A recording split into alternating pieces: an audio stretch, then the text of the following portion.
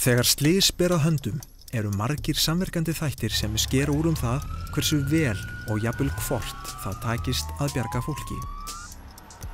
Í þessu sambandi mæðir einna mest á ökumönnum sjúkrabíla, lögreglubíla og slökkviliðsbíla. En þín viðbrögð sem ökumanns geta einnig skipt sköpum.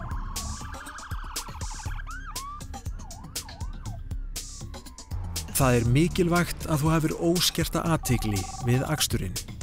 Látir ekki síma né annað trufla athygli þína.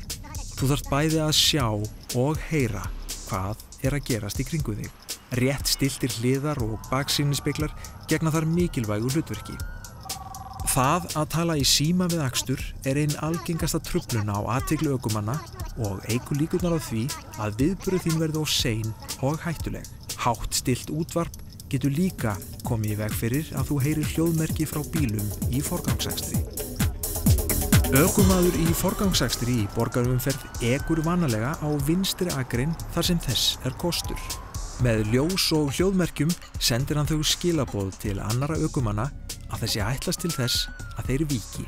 Þegar þú heyrir hljóðmerki frá ökutæki í forgangsakstri skaltu ekki breyta akstursmáta þínum fyrr en þú hefur staðsett ökutækið. Hvar sérðu blá eða hvít blikkandi ljós og hvaðan kemur hljóðið.